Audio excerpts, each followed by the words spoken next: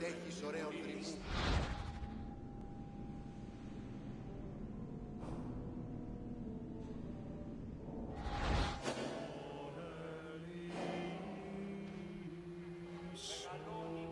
Επικαλούμε σε Μάκαρ, πολιώνυμε, περίπολε και τελετάρχα, Θεόν Πάτερ ιδέ και ιέ, σκύπτου και κούρε δημάτων, Ποτριόκος Θεοδικέ των κομμών, Ελβέ, Μάκαρ, είστε Συμβρίων και χαρημένος εϊ. Τι έστι τούτο?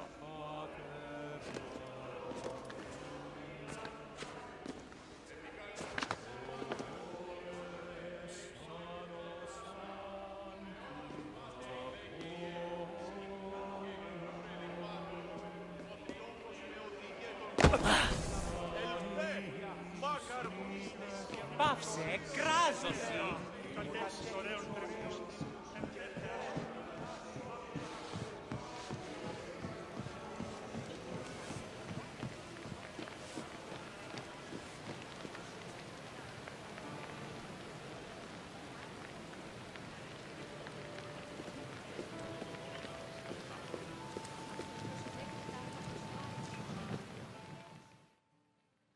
Hello again! I hope you enjoyed your visit and feel a little bit closer to the gods. Well, as close as a mortal can get. Is there anything else you'd like to do? Of course! Follow me, my friend!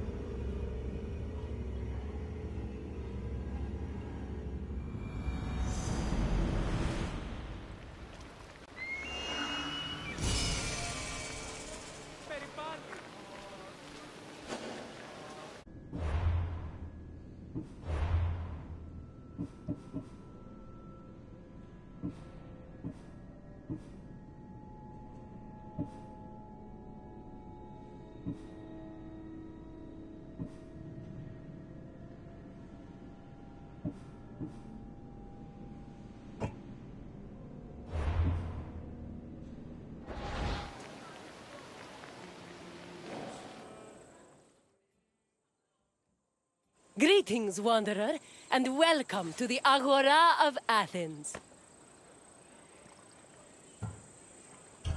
I love this Agora. Where else could you find a common fish merchant and an extravagant jewelry seller within a few feet of each other? It's that kind of variety that makes city life so rich and exciting. The Agora is the beating heart of any Greek city. It is a place where all types of people may gather, from citizens and foreigners to magistrates and philosophers. All manner of business is conducted here, including political meetings, legal proceedings, and trade. When you finish exploring, come find me, and we can talk more. See you soon, wanderer.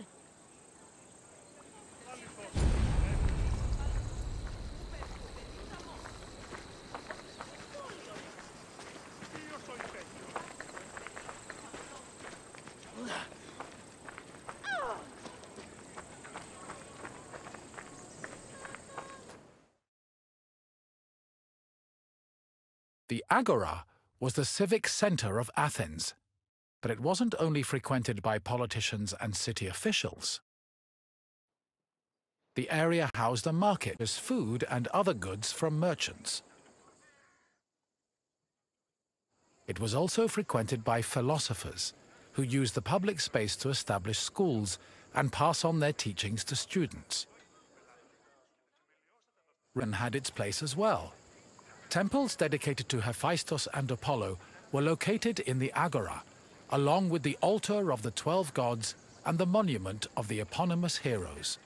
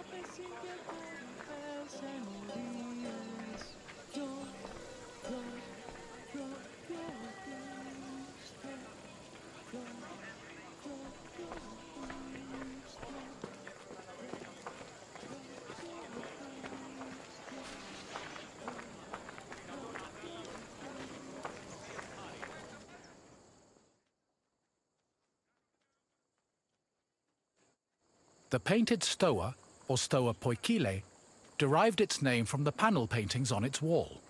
The paintings were created in the 5th century BCE by famous artists like Polygnotus and depicted Greek military victories like the Battle of Marathon. The stoa served as a public meeting place for citizens, but it was especially popular with philosophers who used the space to pass on their teachings.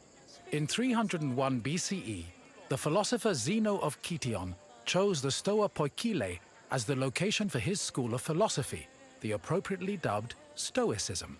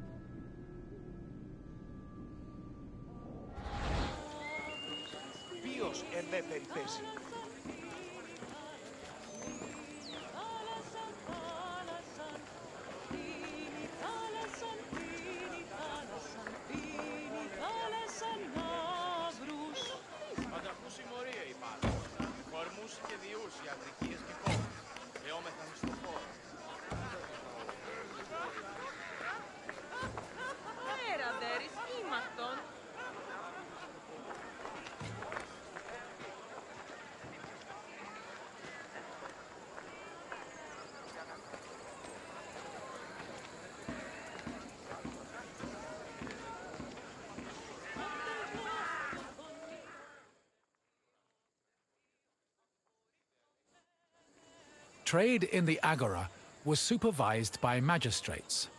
There were 5 agoranomoi, who kept order in the market, controlled the quality of goods, and collected market dues.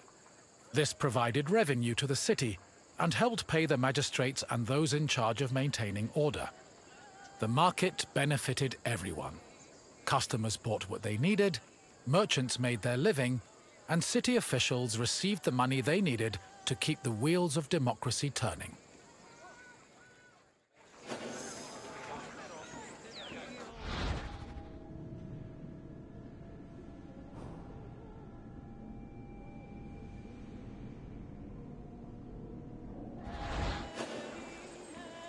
Παύσον πάρα αυτά.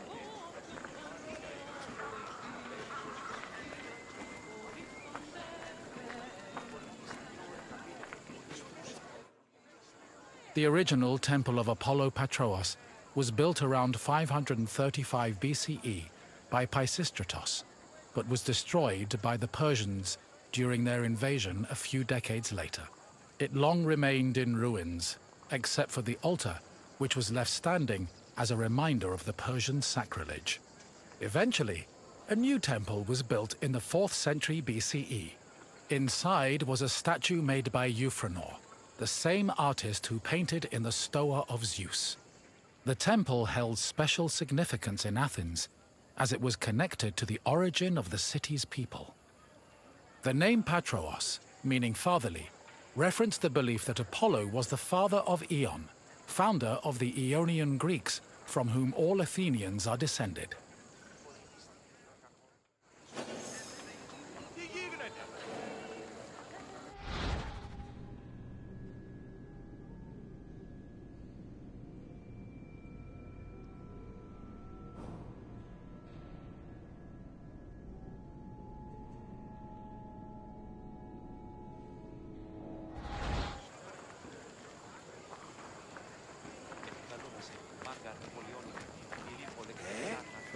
Τι συνέβη μόλις?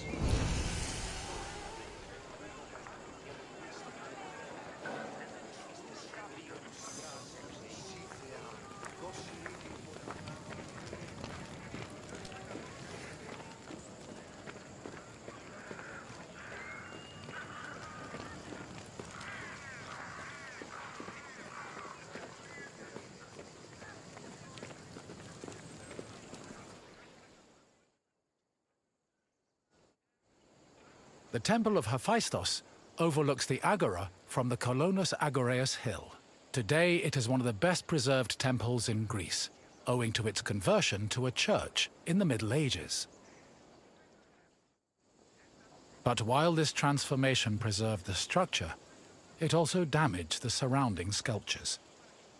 The temple was dedicated not only to Hephaistos, the god of metallurgy, but also to Athena Ergane, goddess of arts and crafts. Nearly every part of the Hephaistion was lavishly decorated with depictions of famous mythological events, like the labors of Theseus.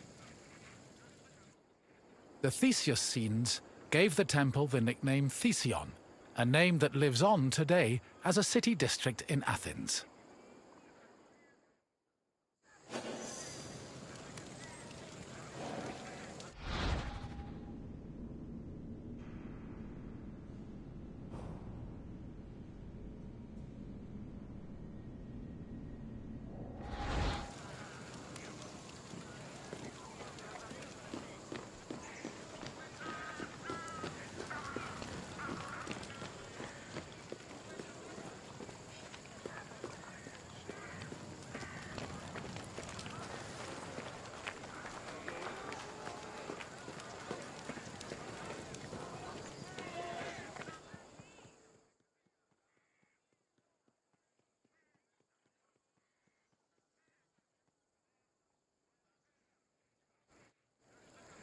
The Boulaterion was another building in the Agora that contributed to the democratic process. It housed the Athenian Council of Citizens, the Boulé. This council of 500 was composed of 50 members from each Greek tribe, all of whom served a one-year term. They were chosen by lot from among citizens over 30. Every month, one group of 50 was chosen to lead the Boulé's executive committee, the Prytaneis. The Prytaneis met every day of the month and called meetings of the full council in the Boulaterion, where they spent their time discussing bills.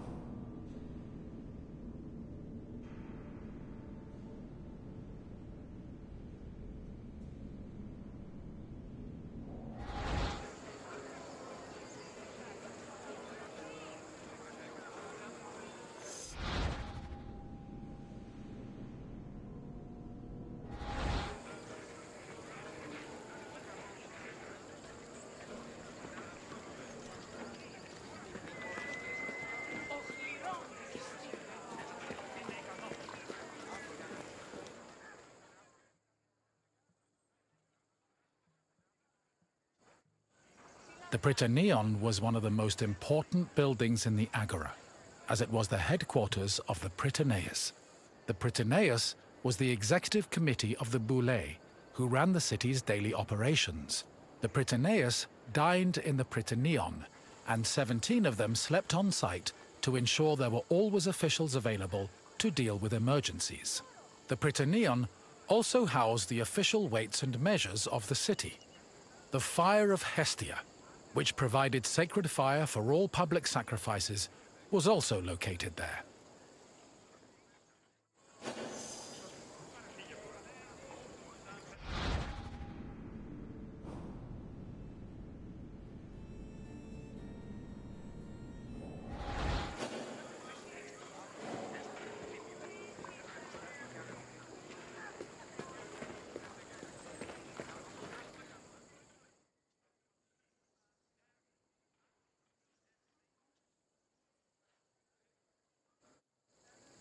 The Heliaia was the most important court in Athens and was presided over by a group of judges called Heliasts.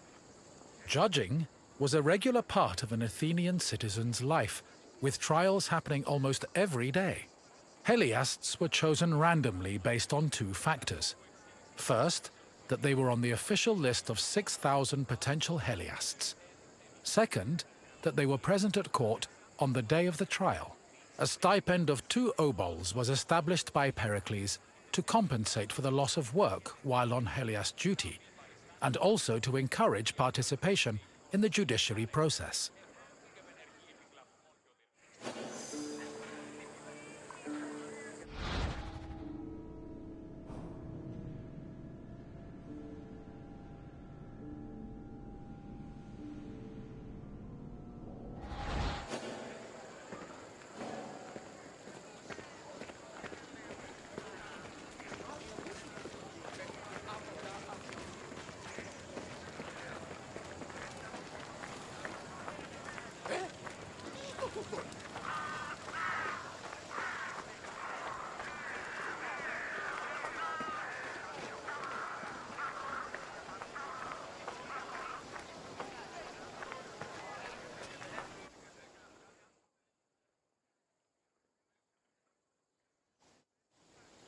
In the Agora, an Athenian could buy and sell many different products. The permanent retail market was divided into sections according to the category of merchandise. Merchants and craftsmen who worked in the market could be citizens, foreigners, or even freed slaves. They sold everything from food and clothes to jewelry and slaves. With so much variety, competition was fierce, and that competition helped regulate the market's prices.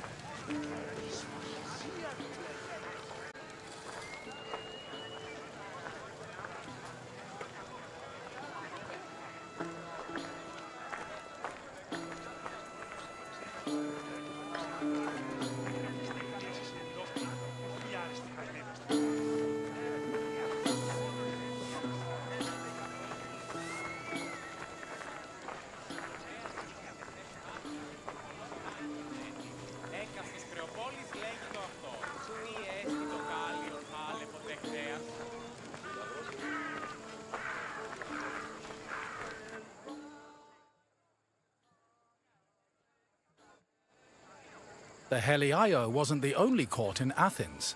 This other court was located next to the South Stoa. Historians believe it to be a court based on the discovery of a nearby box containing 7 bronze ballots. These ballots were used by jurors to give their verdicts. The reason trials were so common in Athens might have been related to their democratic regime, which promoted the individual's right to demand reparations for injustice. However, not all legal matters were settled in this fashion. If a claim was small enough, it was settled individually by a magistrate. Public trials were reserved for more serious offences, such as murder, theft, and political crimes.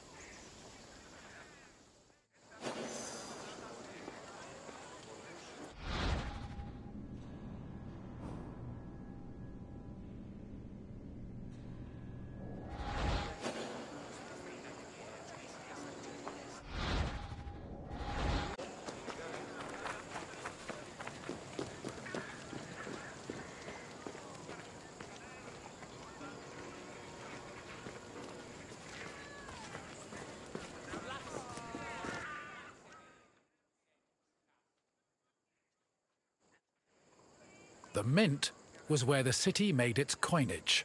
It is believed that Athens' mint was in the city's agora, as modern excavations have turned up small disc-shaped pieces of metal used to make coins. Much of the silver required for minting coinage came from the Lavrion silver mines. Athens was so dependent on the mines that when they lost them during the Peloponnesian War, the city was forced to melt down a gold statue of Athena to mint gold coins and avert a monetary crisis.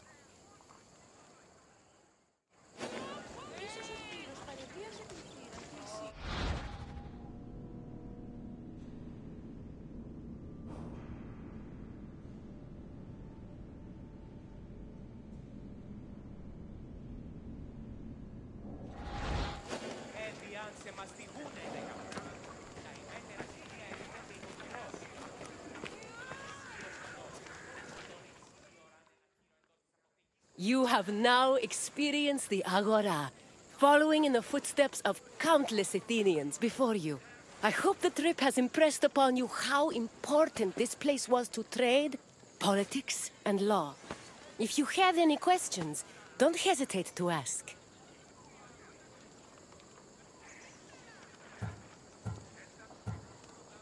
As you wish. Let's see what else Greece has in store for you.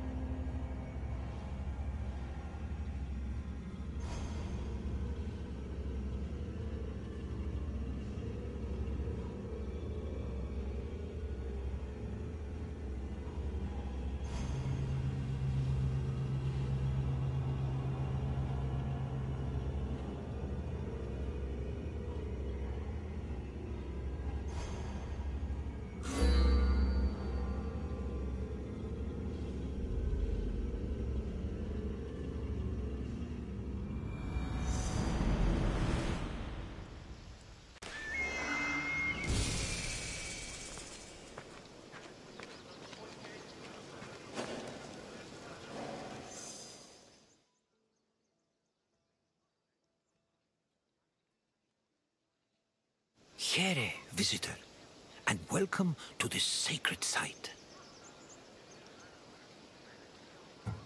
Delphi is an amazing place to visit if you're looking for information. I've come here on several occasions in search of answers to some particularly puzzling questions, and sometimes I even found them. This is Delphi, home of the renowned oracle. Greeks considered it the navel of the world. Pilgrims and kings journeyed here from all over Greece and beyond, seeking advice from Apollo through the voice of his interpreter, Pythia. During your visit, you will experience the sanctuary through a pilgrim's eye and discover how important oracles and prophecies were to the people of Greece. Now, go off and begin your pilgrimage. I will be waiting for you at the end of your visit.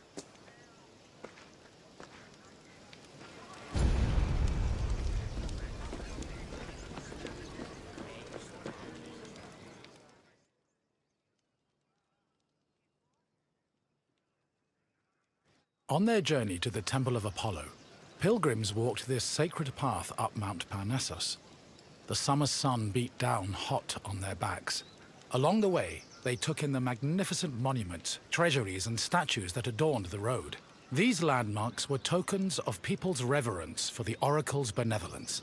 All were dedicated to Apollo, and most were offered by cities to commemorate military victories. The monuments represented not only their donors' piety, but also their power and wealth. The sanctity of Delphi has endured to the present day, and visitors still take this very same route.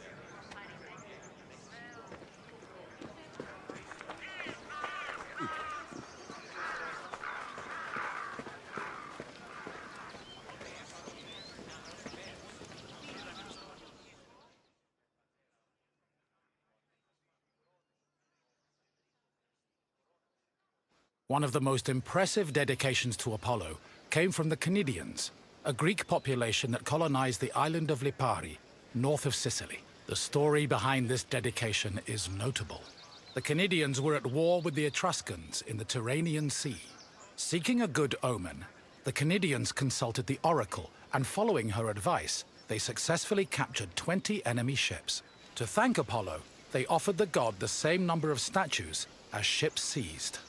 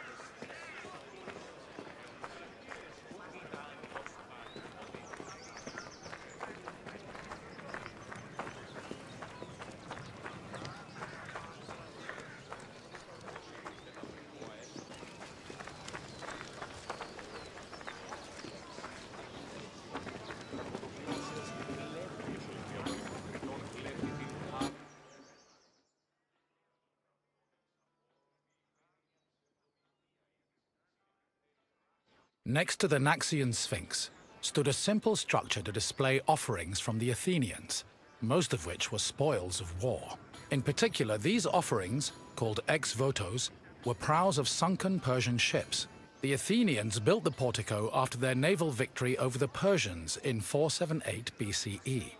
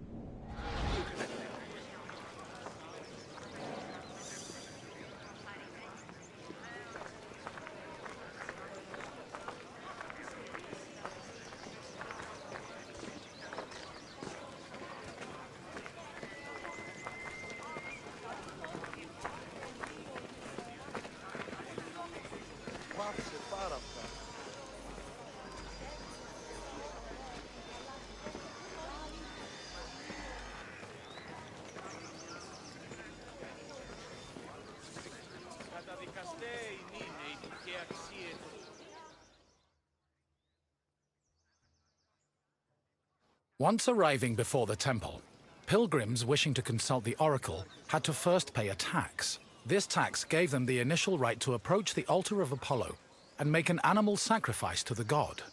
But before proceeding to the Pythia, the preliminary ritual had to succeed. If the animal reacted favorably and showed signs of acceptance to the god, it was sacrificed, and the pilgrim would be allowed to enter the temple to question the Pythia.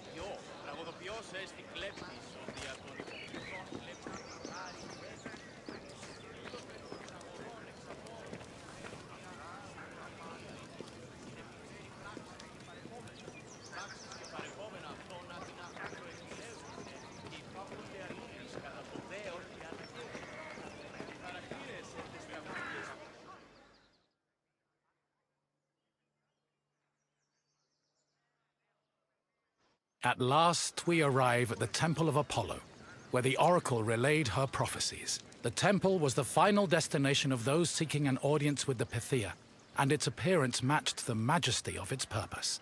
Atop its imposing columns, the structure's pediments displayed famous mythological scenes, sculpted by the renowned Greek artist Antenor. But as grand as the temple looked from the outside, it paled in comparison with what happened within.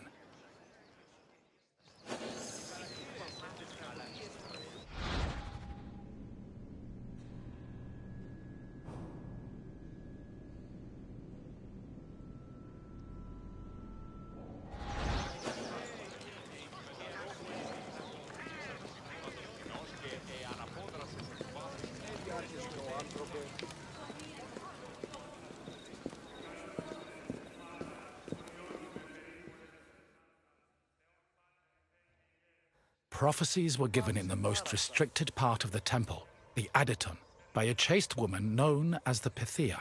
Before delivering prophecies, she first purified herself with water, then burned laurel leaves and barley flour to begin the ritual. Finally, while seated on a tripod surrounded by offerings, the Pythia delivered Apollo's messages. Her words were often strange and indecipherable, and required further interpretation by the temple's priests. Despite much research, the exact causes of the oracle's behavior while prophesying are debated to this day. Πάυσε πάρα αυτά.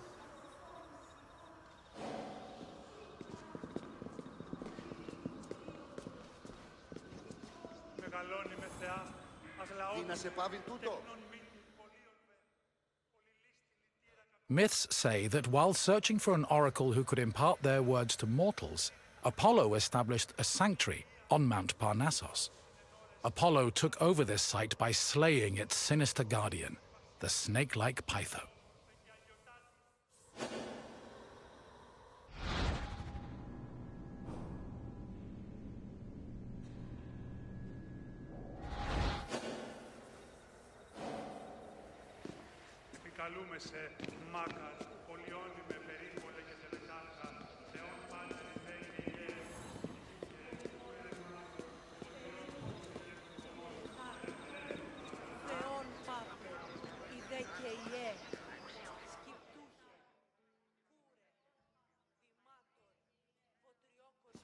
Your visit is complete. I hope you now understand how important this sanctuary was, and how it affected the lives of people both in the Greek world and beyond its borders. To be honest, I could speak about Delphi all day. But what would you like to do now? Of course. Follow me.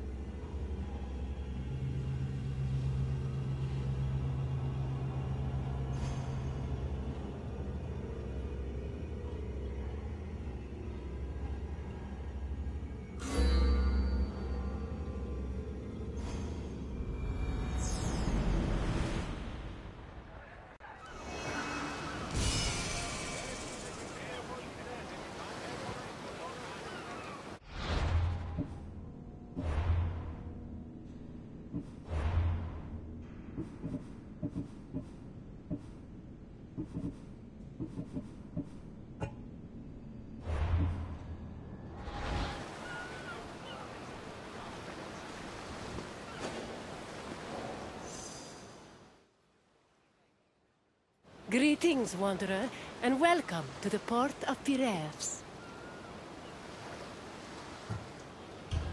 Piraeus is one of the busiest, most important ports in the Greek world. Money flows through here like a river that runs all the way to Athens. Acting as a port for Athens, Piraeus welcomed merchants, goods, and travelers from all over the world. It was a central part of Athens' economy, but it was also fortified enough to protect the city's considerable fleet. When you finish exploring the port, find me, and we will talk further.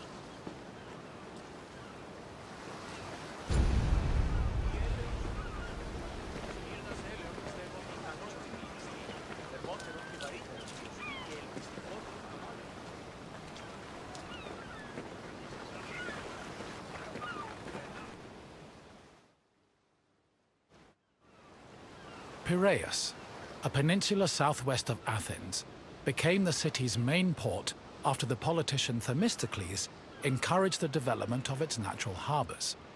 These developments led to the gradual abandonment of the older harbor of Phaleron. Piraeus's fortifications were further developed by Cimon and Pericles, along with the long walls which ensured goods could still be moved during sieges. Piraeus was divided into three main sectors: the military port, the emporion, and the residential area. By the 5th century BCE, it had become not only Athens' naval headquarters, but also the mercantile center of the Mediterranean.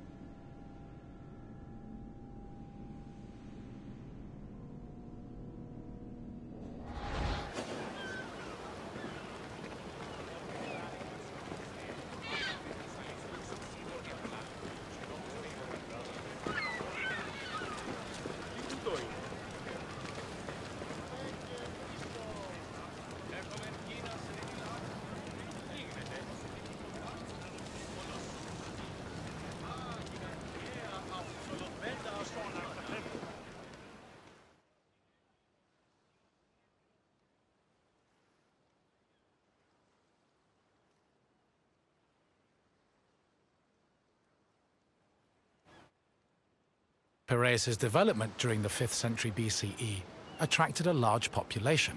Many craftsmen, merchants, bankers, sailors, and ship owners moved to the port in great numbers. The population was a mix of Greek citizens, foreign visitors, and immigrants, known as metics. The variety of the port's inhabitants gave Piraeus a cosmopolitan atmosphere. Most of the residents were involved in trade, but others worked on shipbuilding or in larger-scale industries like shield factories.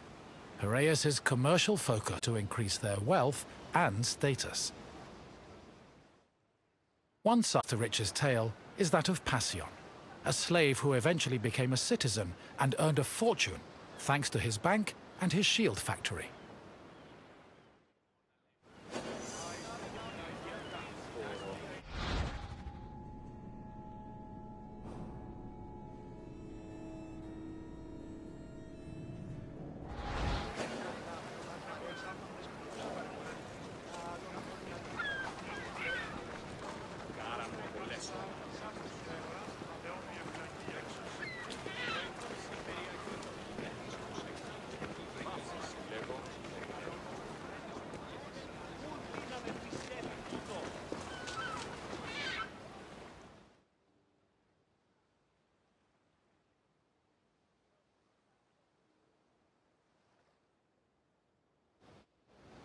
Piraeus was a demi, or district, of Attica. Because of its size, function, and varied population, it had a much more complicated administrative structure than other demes. Above all, Piraeus was closely monitored and controlled by the Athenian assembly due to its importance to the city.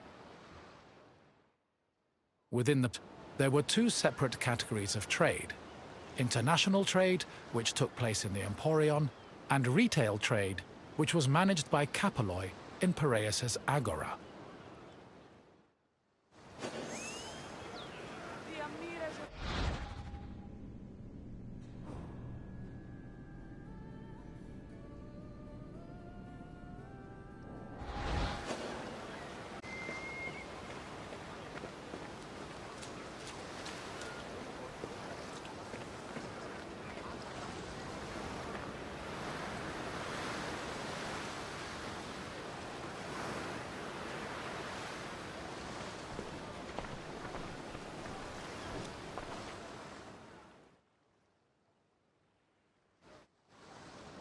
The Emporion was a commercial port dedicated to trading goods from overseas.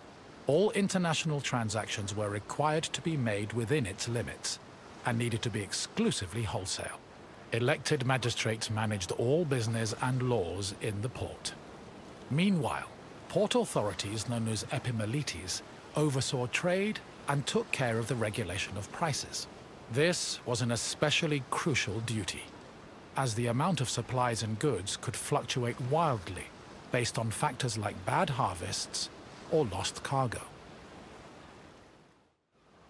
Common products sold in the Emporion included vegetables, fruits, fish, leather, timber, marble, metal, weapons, and ceramics.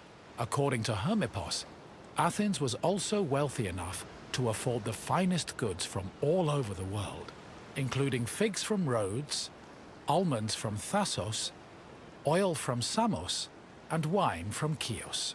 Taxes were collected on all merchandise that came into the Emporion, which provided Athens with a major source of income.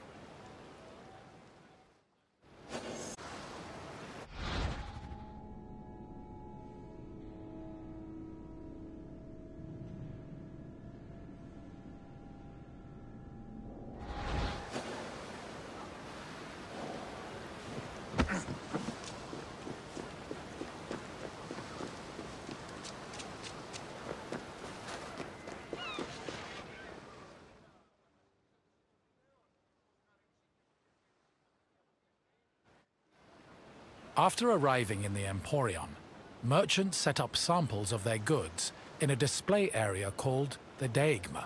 This was where citizens and foreigners gathered to officially make their deals, and almost all merchandise that came into the Emporion was traded within the area. The Deigma was under constant supervision by magistrates, who negotiated price control with the importers. They would occasionally give special privileges to those who agreed to sell at lower prices. These privileges ranged from tax exemptions to specially reserved seating in the theater.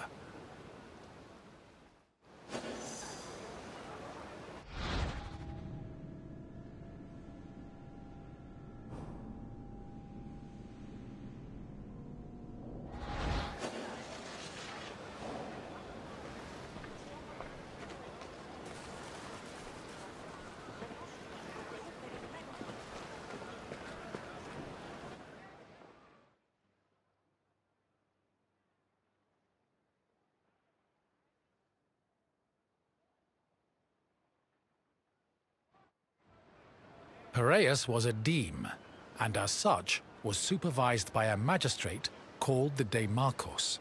Were chosen locally within their deme, Piraeus was appointed directly by Athens, so the city could better monitor its commercial interests.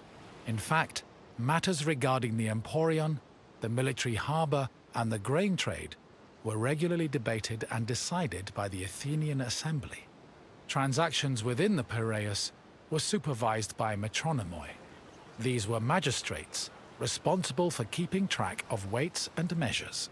They made sure merchants' measurements were always accurate to prevent bad deals and scams. Even though Piraeus would eventually develop into a city in its own right, it always remained under the control of Athens.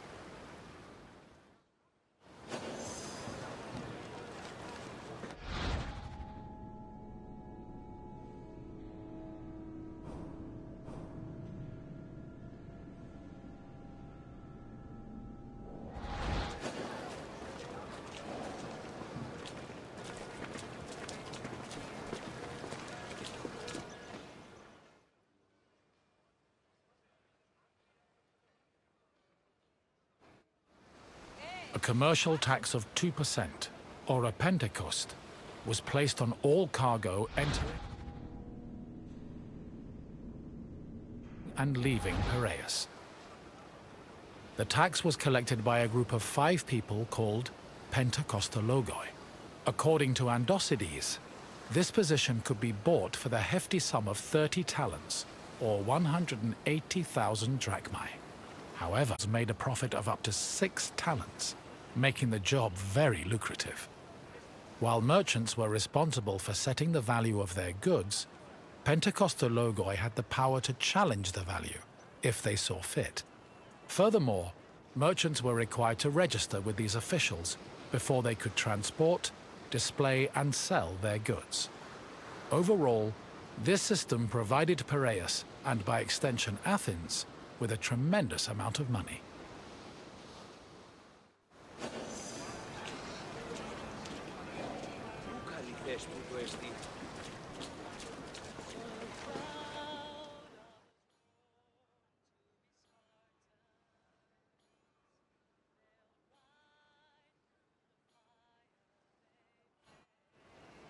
The sale of grain was overseen by special magistrates called sitophilikeis.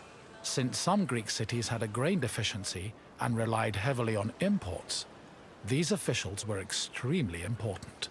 Their duties encompassed all aspects of grain commerce, including price control and profit margins, to ensure Athens remained well-fed. This is no surprise. Grain was so important to Athens that 2/3 of all stocks were required to be transported and sold at the city's agora by law. According to Demosthenes, the significance of the sitophilikeis was such that if they failed in their duties, they faced the death penalty.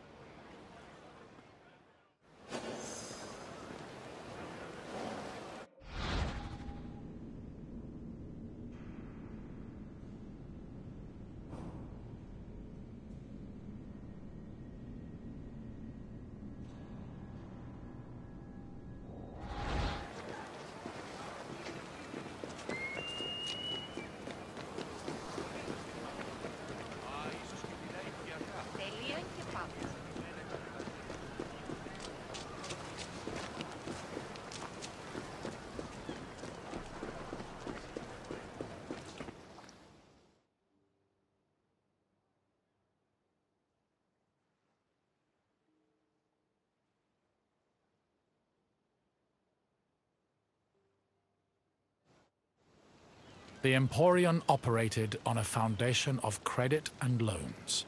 Overseas commerce was handled by two types of tradespeople. Emporoi transported cargo in borrowed ships, while naukleroi were ship owners who moved goods on their own vessels. Elsewhere in the Emporion were bankers and accountants who arranged loans and kept track of incoming and outgoing ships. Emporoi and naukleroi financed their maritime voyages with these loans, which often had a high interest rate due to the dangers of sea travel. Emporoi used the loans to pay for both the cargo and the right to a ship, while naukleroi only had to pay for their crew. Loans and interest were repaid upon a ship's return to port. However, in the event of a catastrophe such as a shipwreck, the merchant and ship owner were released from their obligations, and the losses were transferred to the lender.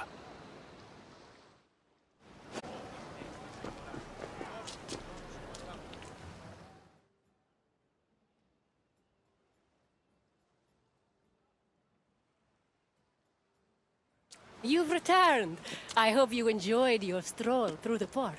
Piraeus was important to Athens' commercial interests, but it eventually came into its own as a vibrant and bustling port. If you have any questions, don't hesitate to ask. Of course! Follow me, Wanderer.